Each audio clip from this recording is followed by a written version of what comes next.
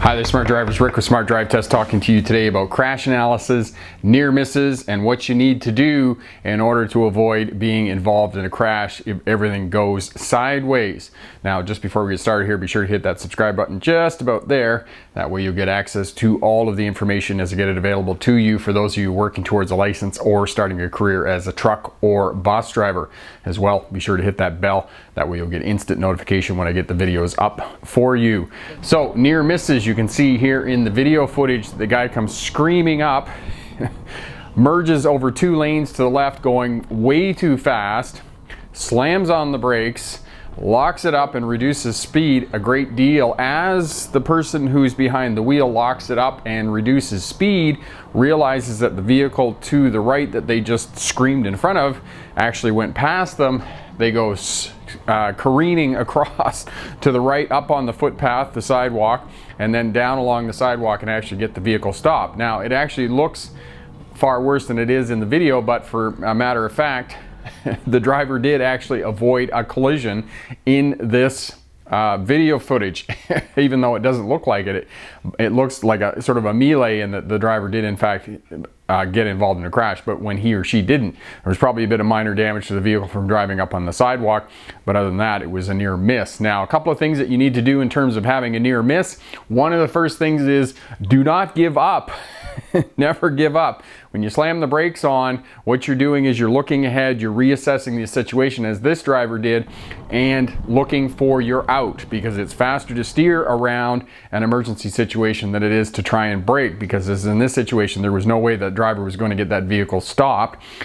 Realize that, and then did evasive steering to actually avoid the collision. Two other things that you need to do in terms of avoiding a crash: make sure you wear your seatbelt, because your seatbelt's not just to protect you in the event of a collision, but it's also to keep you in the driver's seat.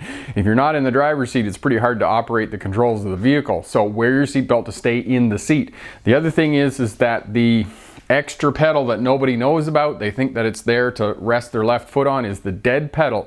The dead pedal is actually to put your foot on and post off and push yourself back into the driver's seat and hold yourself there in a more stable position so that you can operate the primary controls of the vehicle: the steering wheel, the brake, and the throttle and clutch if you're driving a manual transmission, that last one. So the dead pedal is to post off and to hold yourself in the driver's seat so that you can work the controls of the vehicle, as this person obviously did, was able to work the controls of the vehicle and miss the collision. So those are some techniques that you can use. First, don't give up. Second, wear your seatbelt so you stay in the driver's seat.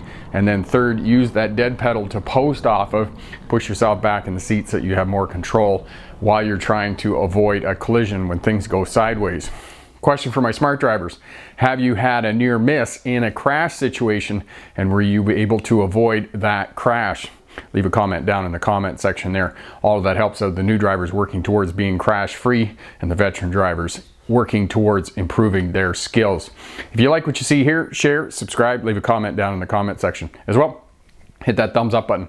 Check out all the videos here on the channel if you're working towards a license or starting a career as a truck or bus driver. As well, head over to Smart Drive Test, the website. More great information over there, and online courses that you can purchase. All the courses are 60 days money back guarantee if you don't pass your road test first time. As well, we have a 30% discount on the pass your road test first time for new drivers. Look down in the description there and get your coupon. Head over to the Smart Drive Test website and plug that into the coupon box when you purchase the course. You'll get it for about 20 bucks. I'm Rick with Smart Drive Test. Thanks very much for watching.